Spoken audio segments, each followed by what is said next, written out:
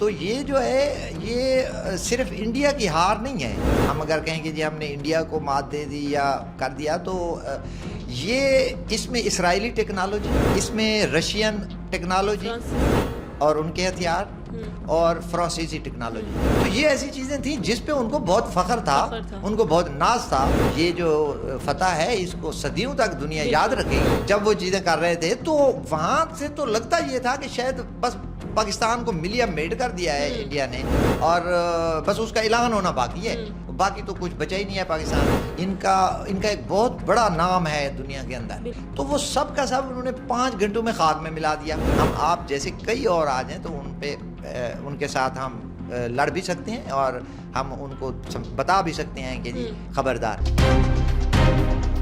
السلام علیکم ناظرین، ساؤتھ پنجاب ڈیجیٹل کے ساتھ میں ہوں آپ کی میزبان رقیہ بخت. ناظرین، بھارت نے جس طرح سے رات کے اندھیرے میں پاکستان پر حملہ کیا اور پھر پاکستان نے جب اس کا جواب دیا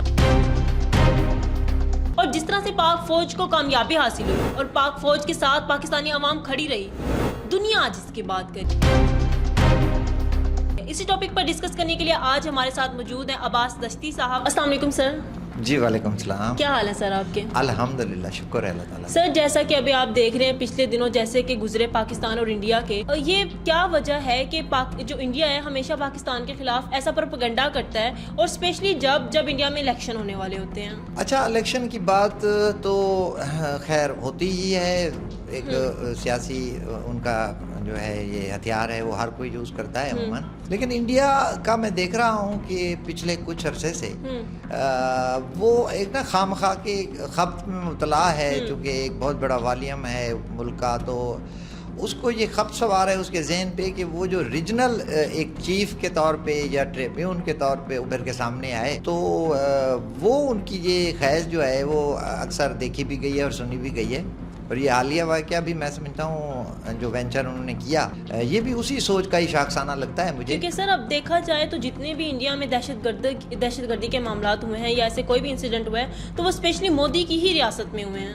ہاں، اور جگہوں پہ بھی ہوئے ہیں، وہاں پہ تو بہت سارے ایسے صوبے بھی ہیں ان کے جہاں پہ آزادی کی تحریکیں چل رہی ہیں. جی بالکل. اور ظاہر ہے وہاں پہ یہ اس طرح کے واقعات ہوتے رہتے ہیں، عموماً رپورٹ نہیں ہوتے. یہ جب اس طرح کا خاص واقعہ یہ خود جس کے پیچھے ہوتے ہیں اور خود کروا رہے ہوتے ہیں تو اس کو پھر یہ اچھی خاصی ہائپ دے کے اس کے جو درپردہ مقاصد ہوتے ہیں وہ کوئی اور ہوتے ہیں اور وہ حاصل کرنے کے لیے پھر اس کو زیادہ اچھالا جاتا ہے اور اس میں پھر فارن میڈیا کو بھی شامل کر دیا جاتا ہے. تو یہ جو پہلگام کا ہوا ہے یہ میں اسی تناظر میں دیکھتا ہوں. باقی وہاں بھی بہت بری صورتحال ہے اور آئے دن جو ہے نا یہ اس طرح کے واقعات ہوتے ہیں، اسپیشلی وہاں پہ جو انٹر ریلیجن مسلمانوں کے درمیان اور یا دوسری جو اقلیتیں ہیں ان کے اوپر جس طرح سے ایک ہندو سوچ مظالم روا رکھتی ہے وہ تو اس کی مثال ہی نہیں ملتی کہیں دنیا میں. اسی لیے انڈیا جو ہے وہ بڑی بڑی باتیں بول رہا تھا، اس کو لگ رہا تھا کہ اگر اس کو اسرائیل سپورٹ کرے تو شاید اس کو جیت کا سامنا کرنا پڑے گا. لیکن جس طرح سے پاک فوج نے ان کا مقابلہ کیا اور ان کو شکست دی ہے، ان کو منہ کی کھانی پڑی ہے، پوری دنیا اس کے بارے میں بات کر رہی ہے. اس پہ آپ کیا کہنا چاہیں گے؟ دیکھیں، یہ جو ہمارا آخری آپریشن ہوا ہے نا 5 گھنٹے والا، یعنی ہماری طرف سے تو ہوا ہی وہی ہے نا. اس سے پہلے تو ہم جو ان کی طرف سے جارحیت ہو رہی تھی اس کو ایڈریس کر رہے تھے، ڈیفینس پہ تھے، ہم اپنے اس میں لگے ہوئے تھے. تو ہماری طرف سے تو یہ وار جو ہے یہی ہوا ہے. لیکن یہ وار آپ اس کے تھوڑا سا نا ذرا براڈر اس میں دیکھیں تو یہ جو ہے یہ صرف انڈیا کی ہار نہیں ہے. ہم اگر کہیں کہ جی ہم نے انڈیا کو مات دے دی یا کر دیا تو یہ اس میں اسرائیلی ٹیکنالوجی، اس میں رشین ٹیکنالوجی اور ان کے ہتھیار اور فرانسیسی ٹیکنالوجی، اور یہ 3 ایسے ملک ہیں جو اسپیشلی یہ جو جنگی یا اسلحے وغیرہ کے آلات بنانے میں ان کا ایک بہت بڑا نام ہے دنیا کے اندر. اور وہ سب کا سب ہمارے پاکستانیوں نے اپنی قوم کے شانہ بشانہ ان کے چونکہ کھڑی تھی، ان کے بیک پہ کھڑی تھی، حوصلہ افزائی ان کی شامل تھی، تو وہ سب کا سب انہوں نے 5 گھنٹوں میں خاک میں ملا دیا. اس سے پہلے اگر آپ نے سنا ہو تو انڈین میڈیا تو اسپیشلی، اب آپ خود صحافت کی اسٹوڈنٹ ہے تو صحافت تو اس میں تھی ہی نہیں. اگر آپ اس کو سنیں تو قصیدے چل رہے تھے وہاں پہ، اور اس قصیدہ گوئی کو یکدم بریک اس وقت لگی جب یہ 5 گھنٹے والا ہوا. تو پھر ان کے پاس ظاہر الفاظ نہیں تھے اور اس طرح کی کاروائی کی جو ہے پھر اس کو جسٹیفیکیشن اور اس پہ بولنا اور اپنے آپ کو وہاں سے اس سچویشن سے نکالنا بہت ڈیفیکلٹ کام تھا. اور وہ نہیں کر پائے. لیکن اس کے بعد میں نے دیکھا اس سے پہلے انٹرنیشنل میڈیا بھی جو ہے نا وہ 2-3 دن تک وہ اس کا کوئی رویہ ٹھیک نہیں تھا. آپ دیکھیں کہ وہ ایک مسلسل جارحیت پہ اترا ہوا تھا اور ہم سے 10 گنا بڑا ملک ہے. اس کے اندر ایک خمار ہے کہ 500-600 ارب ڈالر اس نے کہیں سے اکٹھا کر لیا ہوا ہے, تو وہ اس کو چین نہیں لینے دے رہا تھا. اور پھر اس کا وہ جو S-400 سسٹم تھا کہ جی یہ ہم ناقابل تسخیر ہو گئے ہیں, اس کو لگانے کے بعد یہ کہا تھا انہوں نے جب انسٹال کیا تھا. پھر رافیل پتہ نہیں کیا کیا ان کو انہوں نے سندور بھرے اور کیا کچھ نہیں کیا تھا. تو یہ کچھ چیزیں ایسی تھیں جن پہ اچھا پھر اس طرح وہ ڈرون اسرائیلی, تو یہ ایسی چیزیں تھیں جس پہ ان کو بہت فخر تھا, ان کو بہت ناز تھا. سر جو آپ نے رافیل طیاروں کی بات کی, اس جنگ سے پہلے انڈیا بڑا اپنی میڈیا پر جو ہے رافیل طیاروں کو دکھا رہا تھا, بڑی ان کی بڑے بڑے قصیدے پڑھ رہا تھا, لیکن جب وہ پاکستان میں انٹر ہوئے ان کو خاک میں ملا دیا گیا. لیکن انڈین میڈیا اور انڈینز ابھی بھی اس چیز کو ایکسیپٹ نہیں کر رہے. آپ کیا کہیں گے اس بارے میں؟ نہ کریں, دنیا تو کر ہی رہی ہے نا جی, وہ نہ کریں, کوئی ایشو نہیں ہے, کر بھی لیں گے, ویسے کچھ تو کر بھی لیا ہے انہوں نے. تو وہ تھوڑا ایسا اسٹیج وائز کریں گے کیونکہ اپنے ملک میں بھی انہوں نے منہ دکھانا ہے, لوگوں کے سامنے جانا ہے. ظاہر ہے وہاں پہ پارلیمنٹ کے اندر آپ نے دیکھا ہے کہ وہاں پہ بھی آواز اٹھی ہے. مودی کو انہوں نے کہا ہے جی تشریف لائے ادھر بتائیں ہمیں, تو وہ ایسا ایسا بتائیں گے. ظاہر ہے وہ اتنا پریشر جو ہے وہ برداشت نہیں کر سکتی کہ ایک بہت بڑی انہوں نے ہائپ بنائی ہوئی تھی. ایک ایسا ملک جو اپنے سے 10 گنا چھوٹے ملک سے 5 گھنٹوں کے اندر ایسا پٹا کہ دنیا اس کی مثالیں دینے پہ آ گئی, اور پوری دنیا کا میڈیا چیخ پڑا, تسلیم کیا انہوں نے. اور پھر اس کے عزائم یہ تھے کہ وہ اپنے آپ کو اس پورے خطے کا چودھری بنانا چاہتا تھا اور چودھری ڈکلیئر کرنا چاہتا تھا, اور وہ ایک مثال بنا کے پاکستان کو, اس کی سوچ یہی تھی کہ جی پاکستان کو ایک مثال بناؤں گا اور پھر میں اپنی چودراہٹ کا اعلان کر دوں گا اس خطے کے اندر. تو وہ تو خاک میں ملنے سے بڑا کوئی جملہ مجھے آ نہیں رہا ذہن میں, میں اگر کہوں تو بہرحال اس سے بھی بہت زیادہ اس کے ساتھ ہوئی ہے. اور یہ جو فتح ہے اس کو صدیوں تک دنیا یاد رکھے گی کہ یہ جتنی انہوں نے سمارٹ جنگ لڑی ہے.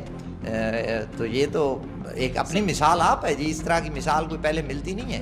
سر جیسا کہ پاک فوج نے ابھی پریس کانفرنس کی اور سارے ثبوت دیے جو ہم نے ان کا نقصان کیا اور جس جگہ پہ ہم نے حملہ کیا, جبکہ دوسری طرف دیکھا جائے انڈیا میں جب انہوں نے پریس کانفرنس کی, ایک صحافی نے ان سے سوال کیا کہ ہمیں کس جگہ پہ کتنا نقصان ہوا ہے, اور وہ کہہ رہے ہیں کہ ہم نے ان جگہوں پہ اٹیک کیا کیا, اور ہمارے جہاز جن کے بارے میں وہ کہہ رہے ہیں کہ بھائی اٹیک کیے گئے ہیں اور ہم نے ان کو مار گرایا ہے, تو اس میں کتنی سچائی ہے. تو انہوں نے اس کے بارے میں کہا کہ ابھی ہم اس چیز کو ڈسکس نہیں کرنا چاہتے, ہم بعد میں اس بارے میں بتائیں گے, جبکہ پاکستان نے فوری طور پر جو ہے سارے ثبوت دے دیے. دیکھیں پاکستانی میڈیا ہو یا ہمارا ISPR نے تو زبردست قسم کے پروفیشنلزم کا مظاہرہ کیا ہے. اس میں تو گنجائش ہی نہیں ہے نا کہ بندہ کوئی کرے کہ جی اس میں کوئی نقص نکالے یا کچھ کرے. پاکستانی میڈیا بھی ہمارا ذمہ دارانہ رپورٹنگ کی, سچائی پر مبنی رپورٹنگ کی انہوں نے, اور انہوں نے کسی قسم کی قصیدہ گوئی یا مبالغہ آرائی وہ کی نہیں ہے. اس کے مقابلے میں ابھی بھی یوٹیوب پہ پڑی ہوئی ہیں چیزیں. آپ دیکھیں کہ انڈین میڈیا کا جو سچویشن تھی اس وقت تو ان کا پلڑا بھاری تھا جب وہ چیزیں کر رہے تھے, تو وہاں سے تو لگتا یہ تھا کہ شاید بس پاکستان کو ملیا میڈ کر دیا ہے انڈیا نے, اور بس اس کا اعلان ہونا باقی ہے, باقی تو کچھ بچا ہی نہیں ہے پاکستان میں. انڈین میڈیا دیکھنے سے ایسا ہی محسوس انڈین میڈیا دیکھنے سے یہ لگ رہا تھا. اور بلوچستان انہوں نے دے دیا تھا, وہاں کے جو وہ ایک شدت پسند لوگ ہیں 1500-1600 ان کو, اور اسی طرح انہوں نے کشمیر ادھر دے دیا تھا, اور KPK جو ہے وہ افغانستان کو دے دیا تھا انہوں نے. تو یہ چیزیں آن دی ریکارڈ ہیں, ابھی بھی پڑی ہوئی ہیں.